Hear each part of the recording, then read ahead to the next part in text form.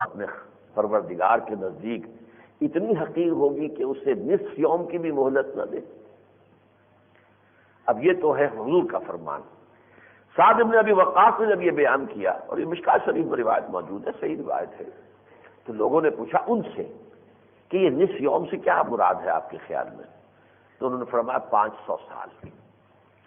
یعنی اللہ تعالیٰ کا ایک دن قرآن مجید میں 2 جگہ آیا ہے، سورہ حج میں بھی آیا ہے اور سورہ سجدہ میں بھی آیا ہے۔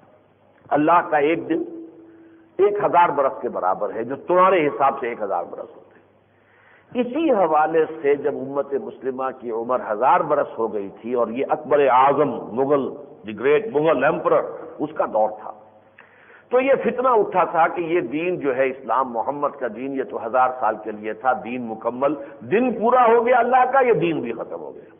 جب اللہ کا دن ختم ہوا تو یہ دین بھی ختم ہو گیا محمد کا، لہذا ایک نئے دین کا دور ہے اب، اور وہ دین ہے اکبری ہے، وہ دین الہی ہے، جس میں رسالت کی در حقیقت جو ہے نفی کی گئی، باقی دین الہی بس سب ایک خدا کو مانو، بھگوان کہہ لو، پرماتما کہہ لو، خدا کہہ لو، جو چاہو کہہ لو، ایشور کہہ لو، وہ کہہ لو، بس یہ سارے مذاہب کو ایک یوں سمجھ کے ایک ہم دستے میں ڈال کے اور اس کو خوب کوٹ کر اور پھر اس کو چھان پھٹک کر ایک صفوف بنا لیا گیا جس میں سارے مذہب بھی یکجا ہو جائے۔ یہ دین اکبری تھا، دین الہی۔ تو حضور نے فرمایا کہ نہیں، آدھے دن کی مہلت اور ہوگی۔ اس حساب سے اللہ کا آدھا دن 500 برس۔ یہ حضرت سعد بن وقاص سے جب پوچھا گیا کہ آدھے دن سے کیا مراد، فرمایا 500 برس۔ تو 1500 سال اس امت کی عمر ہے، جس میں کہ اب 15ویں صدی شروع ہو چکی ہے، سن 20 میں ہم بیٹھے ہوئے ہیں، سن 20 جو ہے وہ اب ختم ہو رہی ہے، سن 21 اب آنے والا ہے، محرم میں اب کو دور تو نہیں رہا، آغاز ہونے والا ہے سن 21 کا۔ اسی میں یہ سارے معاملات گزرنے والے ہیں، جہاں تک میں سمجھ پایا ہوں قرآن مجید سے، احادیث سے۔ لیکن یہ کہ اس کے ضمن میں یہ بھی میں عرض کر دوں کہ پھر اس سے پہلے کیا ہونا ہے، یہ تو قیامت کی بات ہوئی۔ ایک مسئلہ ضمنی سمجھیے کہ میرے نزدیک 15ویں صدی ہجری میں وہ قیامت آ جائے گی، اور اس سے پہلے سارے وہ حالات و واقعات پیش آ جائیں گے جن کی خبریں دی ہیں محمد الرسول اللہ صلی اللہ علیہ وسلم۔ اب ذرا میں نے کہا تھا ریورس آرڈر میں، قیامت سے ذرا نیچے آئیے، اس سے پہلے کیا ہوگا؟ اس سے پہلے ہونا ہے کہ کل روئے ارضی پر اللہ کے دین اسلام کا غلبہ ہوگا۔ اس کی واضح خبر جو ہے وہ قرآن مجید میں بھی میں نے آیت آپ کو سنائی ہے، سورہ انبیاء میں فرمایا گیا وَلَقَدْ كَتَبْنَا فِي الزَّبُورِ مِن بَعْدِ الذِّكْرِ أَنَّ الْأَرْضَ يَرِثُهَا عِبَادِيَ الصَّالِحُونَ۔ ہم نے زبور میں یہ لکھ دیا تھا، زبور وہ کتاب تھی، آسمانی کتابوں میں سے ایک زبور بھی ہے جو حضرت داؤد علیہ السلام کو دی گئی۔ اس میں ہم نے یہ طے کر دیا تھا کہ زمین کے آخری وارث ہمارے صالح بندے بنیں گے۔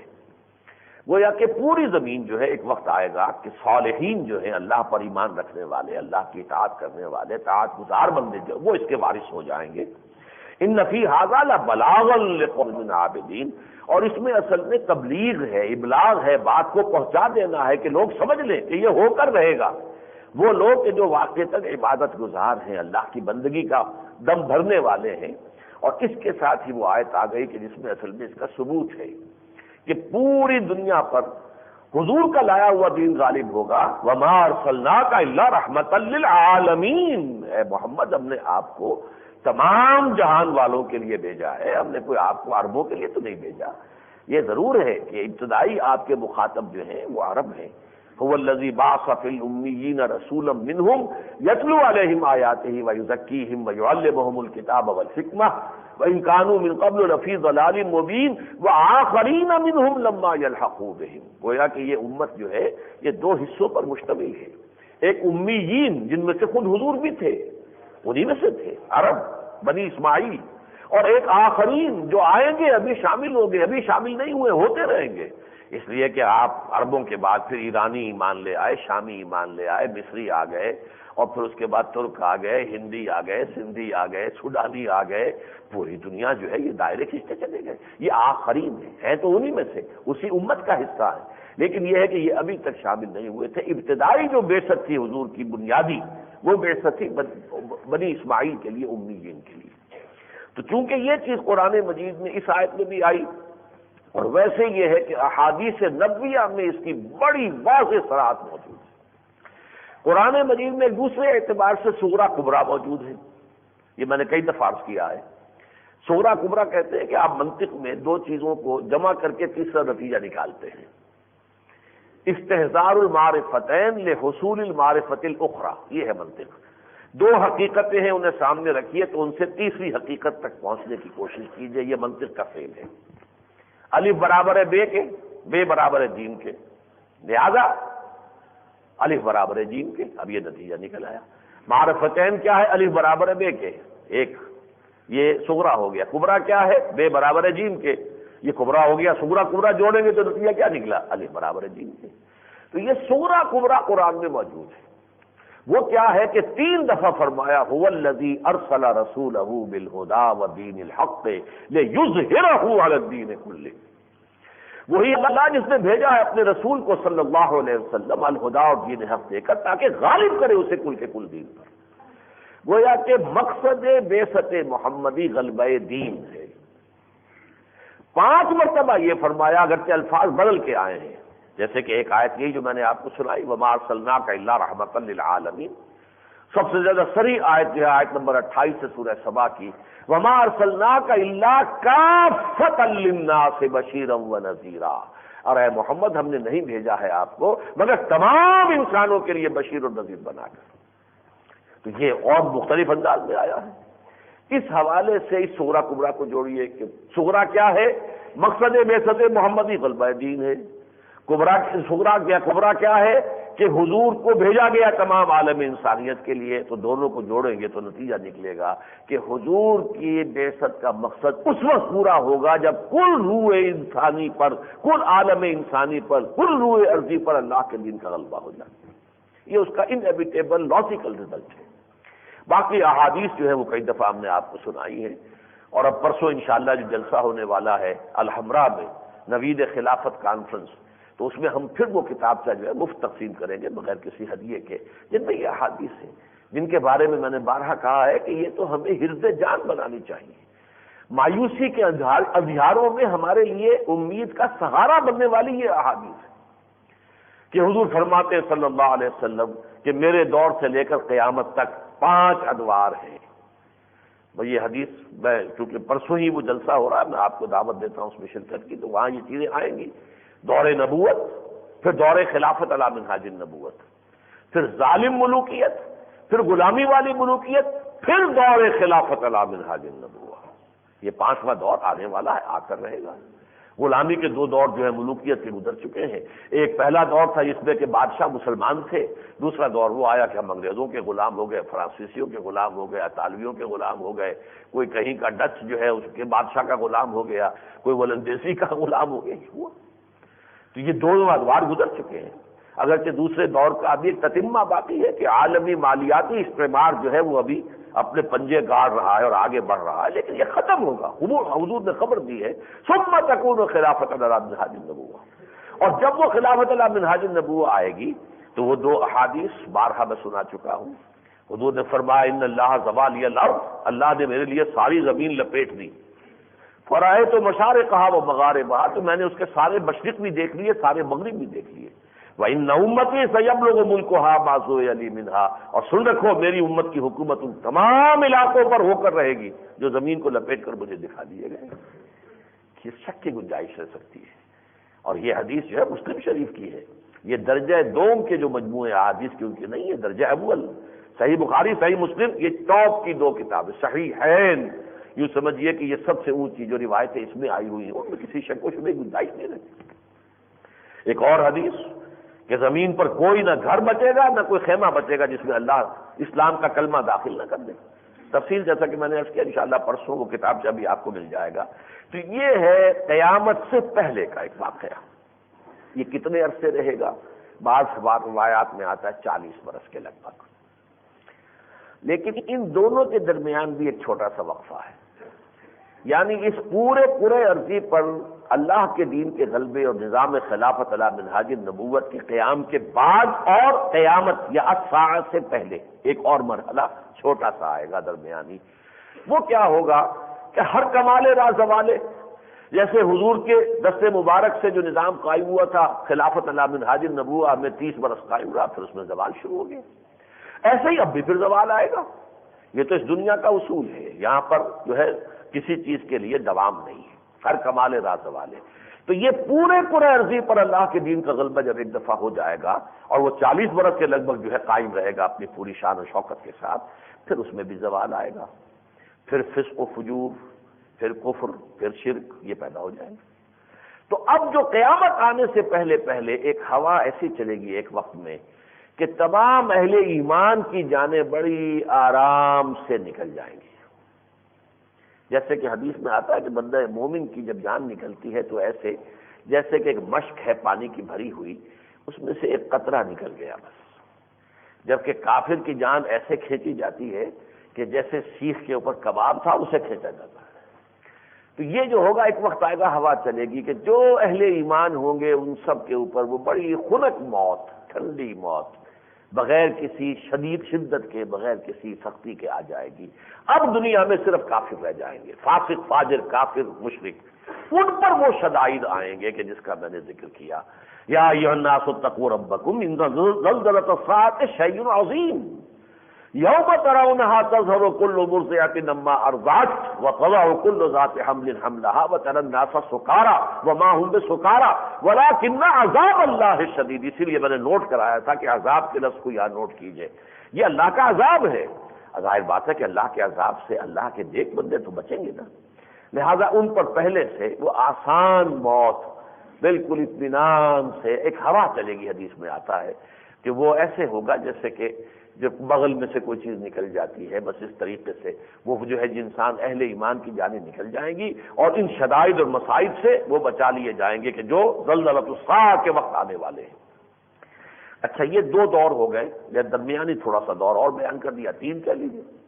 اسی لیے ایک حدیث میں آتا ہے کہ قیامت قائم نہیں ہوگی جب تک اس روئے ارضی پر ایک بھی شخص ایسا ہے جو اللہ اللہ اللہ کہنے والا ہوگا۔ اس وقت صورت یہ ہو جائے گی کہ تمام اہل ایمان جو ہے انہیں اللہ تعالیٰ موت دے دے گا۔ اب دنیا میں کافر اور مشرک اور فاسق اور فاجر اور شیاطین ہی رہ جائیں گے، لہذا ان کے اوپر موت واقع ہوگی قیامت کے ذریعے سے، الساعہ کے ذریعے سے، اور وہ سختیاں سمجھیں گے۔ لیکن یہ جو میں نے دوسرا بڑا دور بتایا تھا، ایک تو وہ دور ہے قیامت کا جو آنا ہے، آخری ہے، وہ ہمارے اعتبار سے آخری ہے، باقی اس کے بعد بعد الموت ہے، پھر جنت ہے، پھر دوزخ ہے، وہ تو پھر مراحل ہے آخرت کے۔ لیکن اس وقت کی جو زندگی ہے اس کے حوالے سے الساعہ جو ہے اس کی آخری حد ہے۔ اس سے پہلے پورے عرضی پر اللہ کے دین کا غلبہ اور نظام خلافت علی منہاج النبوت کا قیام۔ اس سے پہلے جو دور ہے یہ ٹرمائل کا دور ہے، یہ سختیوں کا دور ہے، یہ تکالیف کا دور ہے، یہ دور ہے جس کے اوپر آپ کو حدیث کی کتابوں میں ابواب ملیں گے، باب اشراط الساعہ، علامات القیامہ، کتاب الفتن، یہ ساری چیزیں، کتاب الملاحم، یہ عنوان ہے۔ بدقسمتی یہ ہوئی ہے کہ احادیث کی طرف سے ہمارے اس دور میں آ کر عدم التفات کی ایک عام فضا پیدا ہو گئی۔ ویسے تو دین ہی کی طرف توجہ کم ہے، لیکن پھر بھی قرآن کے بارے میں یہ ہے کہ برے سے برا انسان بھی، برے سے برا مسلمان بھی قرآن پہ اس پر اس کا ایمان ہے کہ بھائی اس میں جو کچھ ہے وہ اللہ کا کلام ہے، سمجھے نہ سمجھے، پڑھے نہ پڑھے، عمل کرے نہ کرے، لیکن قرآن پر اس کا ایمان ہے۔ حدیث کے بارے میں نہایت یوں سمجھیے کہ شکوک و شبہات، ایک تو یہ کہ جو مستشرقین نے اس سلسلے میں کام کیا تھا اس کے اثرات ہیں جو پھیلے ہیں، اورینٹلسٹ جن کو آپ کہتے ہیں، یعنی عیسائی وہ لوگ جنہوں نے اسلام کا مطالعہ کیا اور پھر جو ہے اپنے شکوک و شبہات جو ہے ان کو کتابوں کی شکل میں لکھا۔ پھر ہمارے ہاں منکرین حدیث کا ایک بڑا فتنہ اٹھا ہے، اور یہ آج کا نہیں، یہ تقریباً 100 سال پرانا فتنہ ہے، کیونکہ اس کا نقطۂ آغاز تو اصل میں خود سر سید احمد خان مرحوم ہے۔ پھر یہ کہ بڑی بڑی شخصیت ہے اس کے اندر، آپ کے چکڑالہ ایک شہر ہے میاں والی میں یا کیمبل پور ضلع میں، وہاں سے اب مولوی عبداللہ چکڑالوی بہت بڑے عالم دین تھے، وہ منکر حدیث ہوئے اس علاقے کے اندر سب سے بڑا جو منکر حدیث پیدا ہوا وہ تھا۔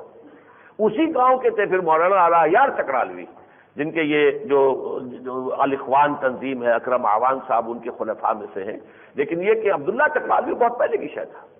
اسلم جراج پوری یوپی میں ایک شخص پیدا ہوا، پھر پنجاب کے اندر جو ہے غلام احمد قادیانی تو خیر ہوا ہی ہوا، اس نے ایک اور اعتبار سے احادیث کو بدنام کیا، لیکن یہ کہ فتنہ انکار حدیث کو غلام احمد پرویز نے بہت بری طریقے سے پھیلایا ہے۔ اچھا لکھنے کا فن اسے آتا تھا، انشا پرداز تھا، تقریر اچھی کرتا تھا اور بڑا ڈرامٹائز کر سکتا تھا اپنے خطاب کو، اور اس سے یہ واقعتاً جو سننے والے اس کے ہوتے تھے وہ متاثر ہوتے تھے۔ تحریر کا فن بھی آتا ہے، لچھے دار قسم کی تحریر اس نے تو اور پھر یہ کہ حکومت میں اسے ایک عہدہ حاصل تھا، deputy secretary government of Pakistan. پہلے تو وہ دہلی میں تھا، وہ تو اس وقت تو وہاں تو سیکشن آفیسر ہوگا جو بھی ہوگا، اس وقت تک اس کی جو یہ خباثت ہے اتنی نمایاں بھی نہیں ہوئی تھی، لیکن یہ کہ پھر پاکستان آنے کے بعد جو ہے اس نے جو کچھ کام شروع کیا وہ انکار حدیث کا فتنہ بہت زبردست پڑے پھیلا۔ قادیانیوں نے یہ کیا ہے کہ کچھ حدیثوں کا مصداق اپنے آپ کو بنا کر تو عام لوگ جو ہے حدیث ہی سے پھر متنفر ہو گئے۔ ان حدیثوں کی وجہ سے یہ ہے نا کہ مہدی لکھا ہوا تو مہدی، اس نے کہا میں مہدی ہوں۔ حدیثوں میں لکھا ہوا نا کہ عیسیٰ آئے گا تو اس نے کہا میں عیسیٰ ہوں۔ تو گویا کہ اس کا ایک ریورس جو ہوا وہ یہ ہوا کہ لوگوں نے کہا یہ حدیثیں در حقیقت ٹھیک نہیں ہے، جس کی وجہ سے یہ سارے فتنے پیدا ہوتے ہیں۔ لہذا حدیثوں کی طرف سے میں نے یہ چند اسباب آپ کے سامنے بیان کیے ہیں۔ عام طور پر جو ہے وہ کوئی لوگوں کا التفات نہیں، لیکن میں یہاں چھوٹی سی بات عرض کرنا چاہتا ہوں کہ ہمارے محدثین نے بڑی محنتیں کی ہیں، پوری دنیا مانتی ہے کہ جمع حدیث، پھر جرح و تعدیل، چھان پھٹک، یہ سارا کام جو ہے تاریخ انسانی میں اس کی مثال نہیں ہے۔ 1 لاکھ سے زیادہ انسانوں کے حالات زندگی کی تحقیق، جس کو اسماء الرجال، پوری انسانی تاریخ میں اس کا پیرلل موجود نہیں ہے کہ یہ دیکھنے کے لیے کون راوی ہے، کیا اس کا کردار تھا، اس کا قابل اعتماد ہے۔ اسماء الرجال پر کتابیں، ضخیم کتابیں، اور پھر جرح و تعدیل کے اصول بنائے گئے، تو انہی میں انہوں نے وضع حدیث یعنی جھوٹی حدیثیں گھڑنے کے کچھ اسباب ہوتے ہیں وہ بھی معین کیے۔ حدیثیں گھڑی گئی، اس میں کوئی شک نہیں۔ مثلا ایک حدیث اس طریقے سے بھی گھڑی گئی کہ بہت سے واعظ کہنے والے تھے، اب وہ یہ سوچتے تھے کہ میں اگر یہ کہوں گا کہ یہ کام اچھا ہے یا یہ کام برا ہے تو میرا قول ہوگا، میں کیوں نہ حضور کی حدیث گھڑ کے کہہ دوں کہ حضور نے کہا کہ یہ کام اچھا ہے اور حضور نے کہا یہ کام برا ہے۔ تو نیت اچھی تھی ان کی، لوگوں کو برائی سے روکنے کے لیے اور بھلائی کی ترغیب دینے کے لیے، ترغیب و ترہیب، ترغیب کے لیے اور ترہیب کے لیے حدیثیں گھڑ لی واعظوں نے، لیکن ایک نیتی سے گھڑی۔ لیکن اس کا ایک منفی پہلو یہ تھا کہ جب اختلافات پیدا ہوئے، آپ کو معلوم ہے کہ جو ایک سب سے بڑا فتنہ الفتنۃ الکبریٰ پیدا ہوا، آج تک وہ اس فتنے کے جو ہیں انڈے بچے موجود ہیں۔ یہ شیعہ سنی جھگڑا ہے کیا؟ وہی تو فتنہ ہے کہ ایک طرف جو ہے وہ شیعان عثمان ہو گئے، ایک طرف شیعان علی ہو گئے۔ شیعان علی اور شیعان عثمان کی جو چپتلش ہوئی ہے اور 4.5 برس تک جو آپس میں خانہ جنگی ہوئی ہے، اس میں بھی اس دوران بھی حدیثیں گھڑی گئیں۔ یعنی جو بھی ادھر تھے حضرت علی کے ساتھی، ان کے لیے ان کی مدح میں، ان کی ثنا میں، ان کی تعریف میں ان کے لیے حدیثیں گھڑی گئی، یا جو ادھر تھے ان کے لیے ان کی مدح و ثنا میں ادھر سے ادھر والوں نے ان کے خلاف کی حدیثیں گھڑ لی اور انہوں نے ان کے خلاف حدیثیں گھڑ لی۔ تو یہ مختلف اسباب ہیں کہ جن کو گنا گیا ہے محدثین نے کہ اس بنا پر اگر آپ دیکھیں کہ کہیں کسی عمل کا چھوٹا عمل ہے لیکن بہت بڑا اجر بیان کیا جا رہا ہے تو شک ہو جائے گا کہ یہ کوئی گھڑی ہوئی حدیث ہے، کسی واعظ نے بنائی ہوگی، یا کسی چھوٹی سی بات پر بہت بڑی سزا کا ذکر ہو رہا ہے تو یہ بھی اندازہ ہوتا ہے کہ یہ بھی کوئی حدیث جو ہے کسی واعظ نے گھڑی ہوگی لوگوں کو اس برائی سے روکنے کے لیے۔ اسی طرح جو غلو ہے، ادھر کے لوگوں کے لیے غلو یا ادھر کے لوگوں کے لیے غلو، یا ادھر کے لوگوں کی مذمت یا ادھر کے لوگوں کی مذمت، تو اس سے معلوم ہوتا ہے کہ یہ بھی ایک شک کیا جا سکتا ہے کہ یہ حدیثیں گھڑی گئی۔ لیکن ان حدیث میں گھڑنے کا کوئی سوال ہی نہیں۔ یہ جو ملاحم آخری دور کی خبریں دی جا رہی ہیں، یہ جو اشراط الساعہ ہے، یہ علامات القیامہ ہے، یہ تمام چیزیں جو ہیں، کتاب الملاحم ہے، کتاب الفتن ہے، ان میں کون سا سبب ہو سکتا ہے کہ کوئی حدیث گھڑی جائے؟ لہذا یہ حدیثیں جو ہیں یہ تو واقعتاً اس قابل ہے کہ ان پر توجہ کی جائے، ان کو سمجھا جائے، انہیں پڑھا جائے۔ اللہ کا شکر ہے کہ میں نے ان کا پوری طریقے سے اطمینان کے ساتھ، اعتماد کے ساتھ مطالعہ کیا ہے، اس کی بنیاد پر کہہ رہا ہوں کہ جو بھی اس میں حالات و واقعات بیان ہوئے ہیں ان چیزوں کے اندر وہ بالکل سامنے روز و روشن کی طرح ہیں۔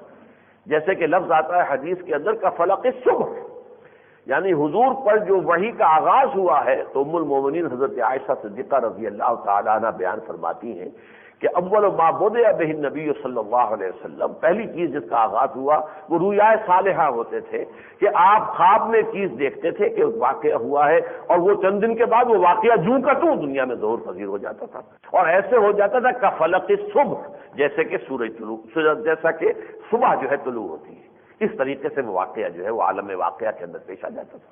اب اس کا مطلب یہ ہے کہ یہ اس عالم بشریت سے اوپر اٹھ کر عالم ملکیت، فرشتوں کے عالم کے ساتھ کوئی ربط قائم ہو چکا ہے کہ وہاں جو فیصلے ابھی ایگزیکیوٹ ہونے کے لیے دیے گئے ہیں فرشتوں کو کہ 3 دن کے بعد یہ واقعہ ہونا ہے، فرشتوں کو تو آرڈر ہے نا، اس آرڈر کی وہ خبر جو ہے محمد رسول اللہ کو پہنچ گئی۔ تو یہ کفلق صبح میں کہہ رہا ہوں، وہی لفظ چونکہ میری زبان پر آ رہے تھے تو میں نے یہ حدیث بھی آپ کو سنا دی کہ حضور پر وحی کا آغاز اس طور سے، ابھی اس کو وحی نہیں کہتے، یعنی یہ تمہید تھی وحی کی کہ حضور کی یہ کیفیت ہو گئی کہ آپ جو چیز خواب میں دیکھتے تھے وہ کفلق صبح وہ واقعہ جو ہے ظہور پذیر ہو جاتا تھا۔ اسی طرح جن چیزوں کی خبریں دی گئی ہیں کفلق صبح مجھے نظر آ رہی ہیں، میرے تو بالکل سامنے ہے کہ وہ واقعات جو ہیں ہونے والے ہیں۔ اب جیسے کہ میں نے عرض کیا، اور مجھے چونکہ تائید ملتی ہے، متفق گردید رائے بو علی بارائے بند، حالانکہ بعض علامہ اقبال کے کچھ ایسی عبارات بھی ہیں، خاص طور پر خطبات جو ہیں، ان کی جو فلسفیانہ کتاب ہے ریکنسٹرکشن ریلیجیس تھاٹ ان اسلام، اس میں کچھ احادیث کی بھی استخفاف انہوں نے بھی کچھ کیا ہے، ان کی طرف جو ہے ایک طرح سے ایک نفی کا انداز اختیار کیا گیا مہدی کے بارے میں یا حضرت عیسیٰ کے نزول کے بارے میں۔ لیکن یہ کہ میں دیکھتا ہوں کہ اپنے شعر کے میدان میں جب وہ آ رہے ہیں تو وہ دور جس کی خبر دی ہے محمد رسول اللہ نے، وہ تو ایسے معلوم ہوتا ہے جیسے اقبال خود اپنی نگاہوں سے دیکھ رہے تھے، ویژنری تھے۔